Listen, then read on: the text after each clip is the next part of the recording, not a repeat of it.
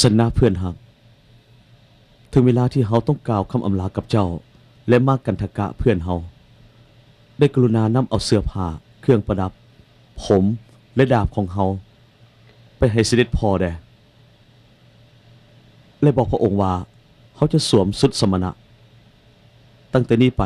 เขาจะอุทิศเวลาและใช้ความพยายามทั้งหมดของเฮาเพื่อตัดสู้ให้ได้เขาจะบ่หวนกลับไป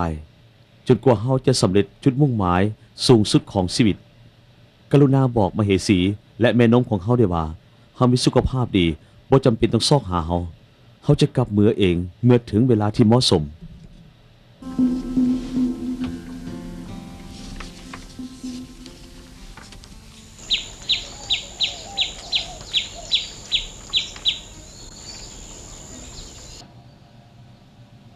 โกนทัญญะท่านเบิ่งหันแม่นั่นบ่แม่นเจ้าสาธิตถะของเฮาบ่แม่นแล้วพระองค์คงจะออกจากวังเหมือนกับคำทำนายแน่นอนถ้าอย่างนั้นเป็นอย่างเขาได้บ่อยู่กับท่านล่ะท่านโกนทัญญะก็เอาเลยเฮามาช่วยเหลือพระองค์ได้เฮ็ดความสะอาดปัดกวาดถูปฏิบัติรับใช้จนกว่าพระองค์จะค้นพบสัจธรรม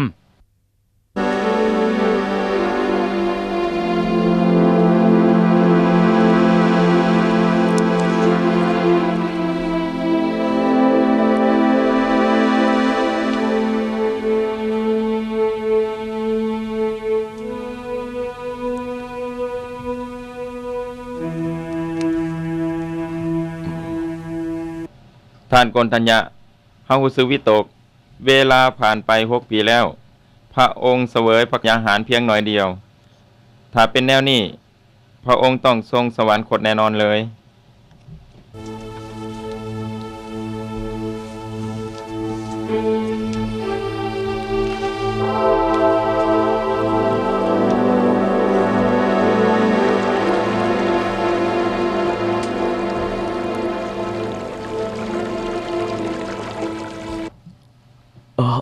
นี่เป็นหยังเมื่อกี้นี่เขาเห็นก้อนหินในน้ำใสสะอาดแต่พอเขาน่ะยังตีนลงไปในน้ำขี้ตุ่มมันขุ่นเขาน่ะบ่เห็นก้อนหินอีกแล้วเขานี่คือมังโง่แท้ทาน ๆมันแปลกหลายได้กะน้อยน้ำฝุงว่าข้ามแม่น้ำเกือบทุกมื้อมันไม่เห็นจะมีปัญหาอย่างเลยแต่เมื่อนี้พวกมันไม่ยอมข้ามแม่น้ำเลยพวกมันเบิ่งทานอย่างสงสัยทานเป็นไผทานมาจากใส่กันแท้น้อยเอ๋ยเขากำลังแสวงหาสัจธรรมเขามาจากทิศไกลแสนไกลเขานั่งสมาธิที่ต้นไม้แห่งนี้ได้บ่โอ้ยแต่ทานวันนี้มันอันตรายหลายได้อย่าห่วงเลยน้อยเอ๋ย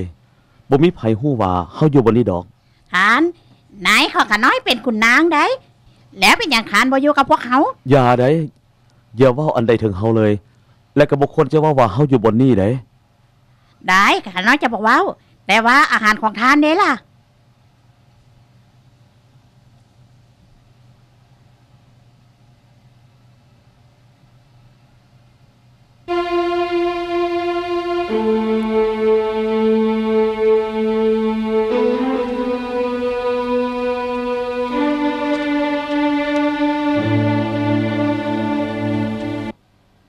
เบิ่งหันแม่เกือบ6 ปีแล้วที่สิทธัตถะบำเพ็ญทุกขกิริยาอันยิ่งใหญ่แต่ก็ยังบ่พบสัจธรรมเลยแล้วตอนนี้เขากำลังห้องขออาหารอยู่เฮาซับสนแท้ๆเว้ยพระองค์นี่มันหมายความว่าแนวใดพระองค์ล้มเลิกความตั้งใจแล้วบ่เป็นจังทานจึงเริ่มเสวยพระกยาหารอีกเฮาก็ต้องหลีกเลี่ยงความสุดโต่งทั้งหลายสุดตรงทั้งหลายวะเป็นหยังจึงต้องเฮ็ดล่ะก็เช่นเดียวกันกับขี้ตมที่เสื่องก้อนหินนั่นล่ะและเฮาน่ะก็ฮู้ว่าการทรมานตนเองทั้งด้านร่างกายและจิตใจเฮ็ดให้ร่างกายและจิตใจทุกข์ทรมานจนบ่สามารถจะบรรลุสัจธรรมได้แล้วเฮาจะเฮ็ดแนวใดล่ะทานเขาต้องยอมรับอาหารเพื่อร่างกายถ้าร่างกายสมบูรณ์จิตใจก็สามารถค้นหาสัจธรรมได้พระองค์ในพระทัยแล้วบ่ทัพอิฐบอกว่าให้พวกเฮาปฏิบัติแบบสุดโต่งตอนนี้กลับเดินทางสายกลางซะแล้วพอแล้วทานล้มเลิกความตั้งใจแล้วและทานกำลังหาขอแก่ตัวอยู่ถ้าท่านสิแนะให้พวกเฮาบ่ได้พวกเฮาจะไปหาผู้อื่นแทนเข้าใจบ่พวกเฮาจะไปแล้วไปแล้วเฝ้าก่อนก กรุณาฟังเขาก่อนตัวเพื่อนกลับมาก่อน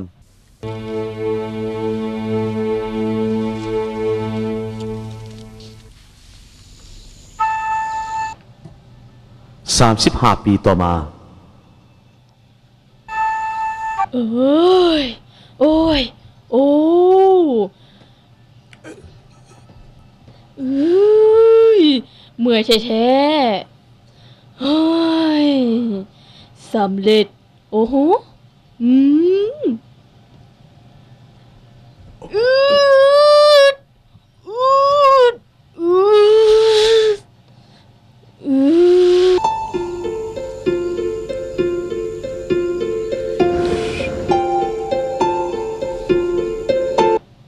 ปุ่นนา ฮะ ปุ่นนาเอ้ย ปุ่นนา อืดอู้ ปุ่นนา อุ้ยอยู่นี่ยานาง เฮ้ยปุ่นนาไปล้างกี่ตมอยู่ต้นโพแล้วเอาสายเป็นห้วยใส่ให้เฮาแด ได้ยานาง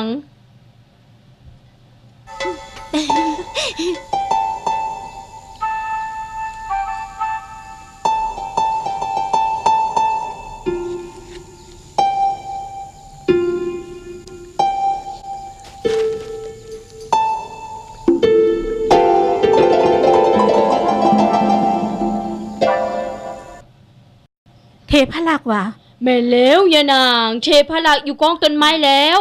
แล้วก็มาหับทาน มากับขน้อยแม่ มาเบิ่งด้วยตัวเอง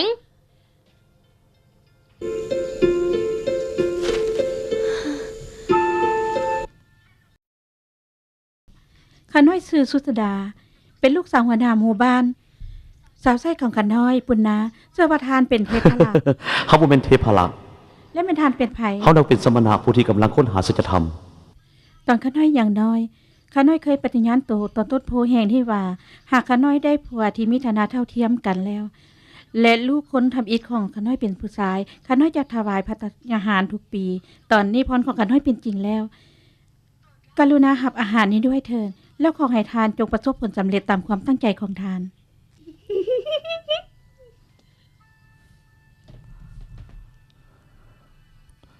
หากเขาจะได้ตรัสรู้ในมือนี้ขอให้ถ้วยใบนี้ไหลขึ้นทั้งเหนือ แต่ถ้าเขาบ่ได้ตรัสรู้ขอให้ถ้วยใบนี้จงไหลลงตามกระแสน้ำด้วยเถิด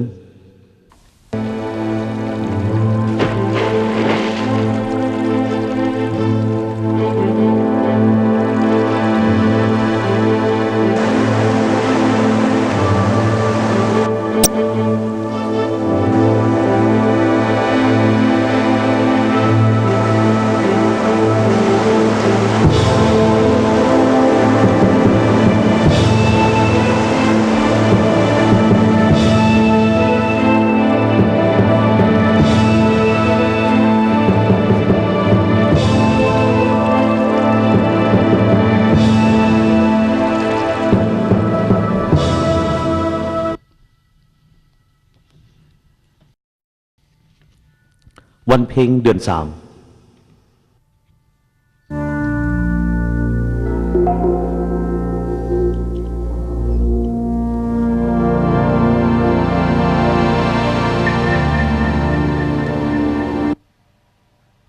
่านสัมมณะเอ๋ยท่านหวังจะประสบความสำเร็จกับความพยายามนี้เพื่อสิ่งใดกันละท่าน ท่านเป็นเจ้าชาย จงกลับไปพระราชวังใช้ชีวิตให้สุขสบายเถิด เขาจะบ่ไปจากบนอีกจนกว่าว่าเขาน่ะจะค้นพบสัจธรรมที่นำไปสู่ความสุขส่วนนิรันดร์ ก็ตามใจสัมมณะโง่ลูกสาวแสนงาม3 คนของพ่อพอไม่เวียกให้ลูกเห็ด ขอให้พวกเจ้าจงยั่วยวนสัมมณะอุดร ได้เลยค่ะ ได้เลยได้เลย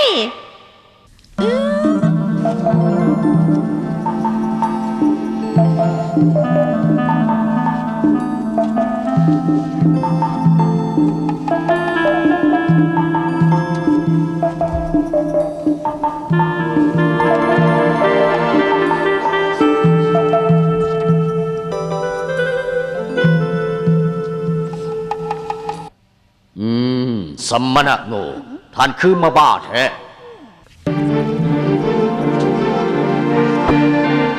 เ เขาจะขอเสกพายุทั้งหมด9 อย่าง พายุแห่งความมืดมิด9 ชนิด และพายุไฟ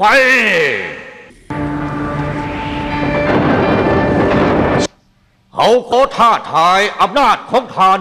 สร้างความสับสนวุ่นวาย และทำลายสมาธิของทาน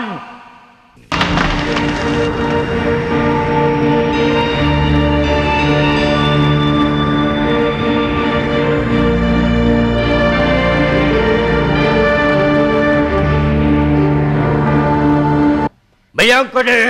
ฮะเฮ้ย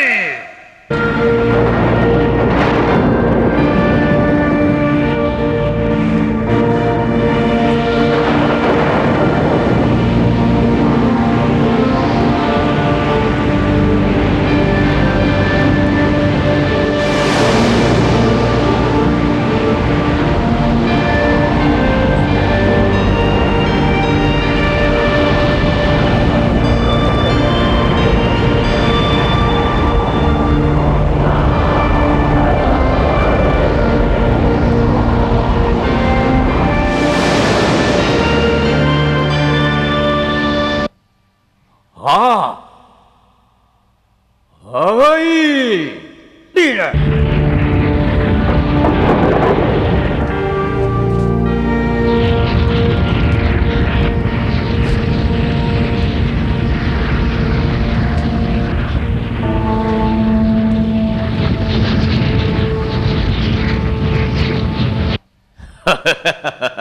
หาเอ้ยอ้าอ้าว ลูกไฟกลายเป็นดอกไม้ได้แล้วไหนเฮ้ยไม่ยังกันนี่พายุ9 ชนิดที่เฮาเสกขึ้นบ่สามารถทำลายฐานได้สันเฮาขอยอมผ่าน กิเลสแห่งความมืดมิดได้ถูกขับไล่ไป และแสงสว่างแห่งความรู้ก็เพิ่มพูนขึ้น ในที่สุดเขาก็ค้นพบสัจธรรม อันเป็นที่สิ้นสุดแห่งการเกิด แก่เจ็บและตายได้แล้ว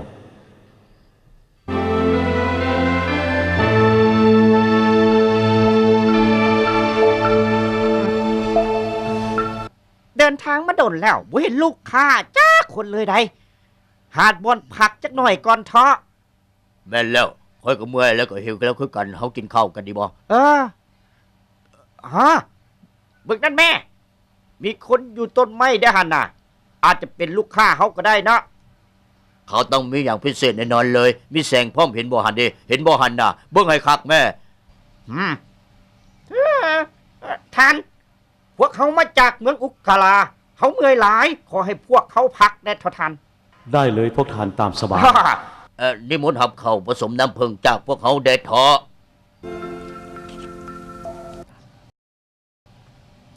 ท่านกรุณาบอกพวกเขาได้ว่าท่านนับถือลัทธิอันใดแท้ บ่มีพระเจ้าองค์ใดบอกได้ว่า ผู้สร้างทุกสิ่งทุกอย่างล้วนจะเกิดจากเหตุปัจจัยหรือกรรม และผลแห่งกรรม อวิชชาเป็นห้างเงาแห่งอกุศลทั้งมวล และเป็นมูลเหตุให้เกิดความทุกข์และความตาย เมื่ออวิชชาถูกทำลาย และแทนที่ด้วยวิชาผู้นั้นจะบรรลุนิพพานเฮาบ่มีอาจารย์ และบ่มีไผจะเสมอเหมือนเฮาได้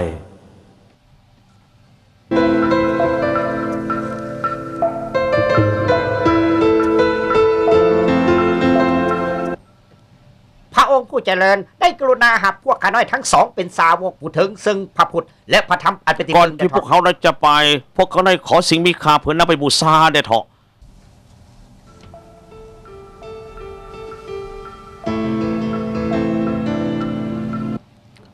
ขอบใจพระองค์ผู้เจริญ พวกเขาในทั้งสองจะนำปล่อยพระเกศาของพระองค์ไปยังเมืองอุกาลาและบูชาไว้ในพระเจดีย์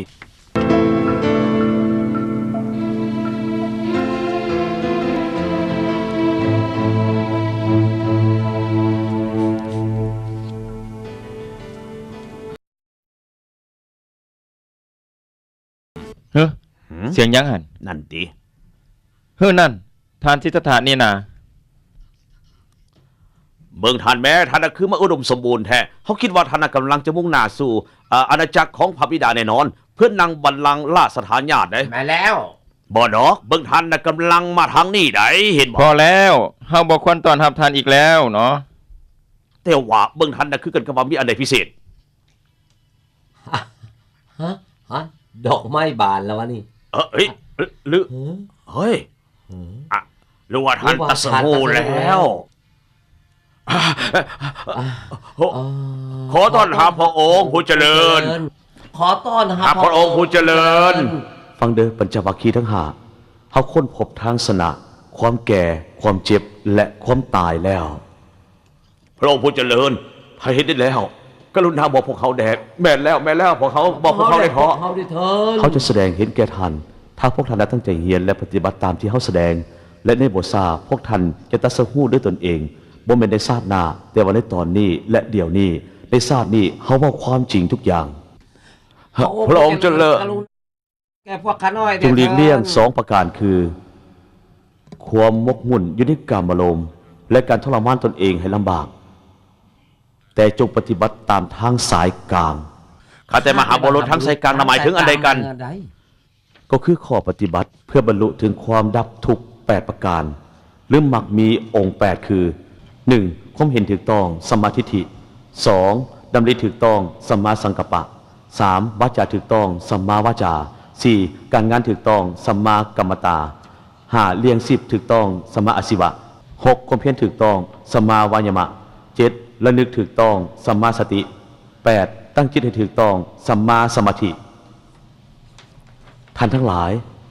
จงเที่ยวจารึกไปเพื่อประโยชน์และความสุขแก่ปวงชนทั้งหลาย เพื่อความเอ็นดูแก่โลก เพื่อประโยชน์เกื้อกูลเพื่อความสุขแก่เทวดา และมวลมนุษย์ทั้งหลาย แต่อย่าไปทางเดียวกันถึง2 องค์ จงแสดงธรรมให้งดงามในเบื้องต้น ตอนกลาง และสุดท้าย จงประกาศศาสนาพร้อมทางอัฏฐะและพยัญชนะให้บริสุทธิ์ และบริบูรณ์สิ้นเชิง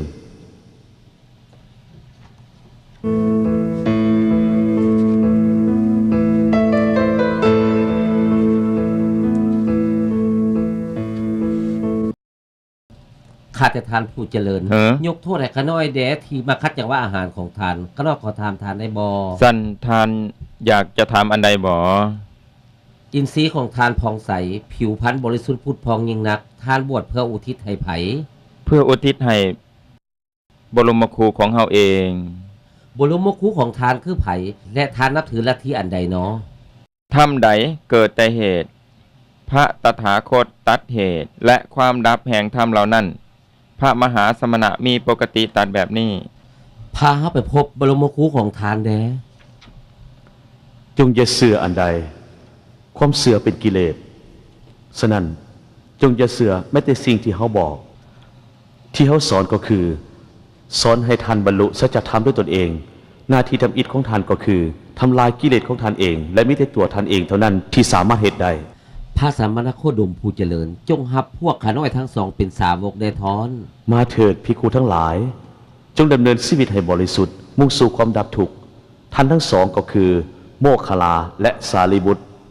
ท่านทั้งสองจะเป็นผู้นำสาวกของเฮา ตายแล้วยุงคักตายแล้วยุงอีหลี ตายอีหลีโอ้ยเมื่อยนั่นเป็นไผโอ้เฮ้ยแม่นแล้วโอ้ยสวยขึ้นหน่อยเด็ดทอเขาเลยนำหาพระองค์มาหลายมือแล้ว จะเย็นก่อนทอทาน ขน้อยมีเรื่องเดือดร้อนต้องการให้พระองค์น่ะสวย กรุณาสวยขน้อยเดถอน กรุณา ท่านมีปัญหาอันใด พระสมณะโคดมผู้เจริญ พวกพราหมณ์ได้เอางัวของขน้อยไปหมดทั้ง3 ตัว เมื่อบ่มีพวกมันขน้อยอยู่บ่ได้ขน้อยจะเห็นแนวใดกันดี ท่านบ่ได้ยินเรื่องต่อพระราชาเพื่อทวงเอางัวของท่านคืนดอกวะ พระองค์ผู้เจริญบ่มีประโยชน์อย่างดอก พวกพราหมณ์ได้รับอนุญาตยึดสัตว์ของสาวนาเพื่อทำพิธีบวงสรวง พวกเขาน่ะไปพบพวกพราหมณ์เดี๋ยวนี้ เขาจะเอางัวขึ้นมาให้ท่าน โดยขน้อยจะพาท่านไปวัดของพวกพราหมณ์เดี๋ยวนี้แหละ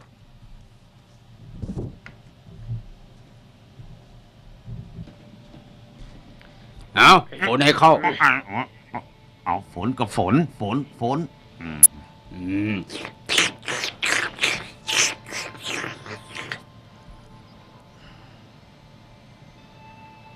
นะท่านพราหมณ์มีคนมากินเป็นตาแซ่บ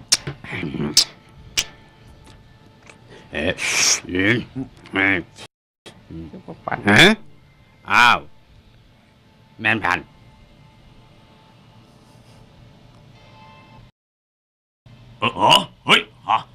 เฮ้ยยึดอยู่บอลนะเด็ท่านสมณะบอลนี่เนี่ยบ่แม่นสำหรับพวกนอกวรรณะใด ท่านพราหมณ์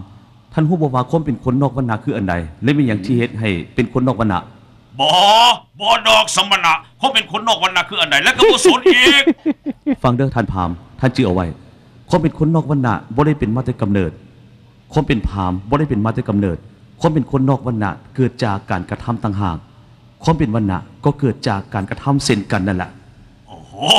ลึกซึ้งหลายลึกซึ้งแท้ๆท่านแสดงแสงสว่างทำกลางความมืดมิดเขาได้ขอโทษเขาได้ขอห้องกรุณานั่งลงก่อนเชิญพระองค์ ท่านพราหมณ์ตัวของท่านมีค่าเท่าใด ท่านสมณะบ่สามารถประเมินค่าได้เลยเขาเลยมีค่ามหาศาลได้ฐาน จึงสั้นเฮามาประเมินค่ากันแบบนี้ก็ได้จากครั้งแล้วที่ท่านก็นำสัตว์มาบวงสรวง โอ้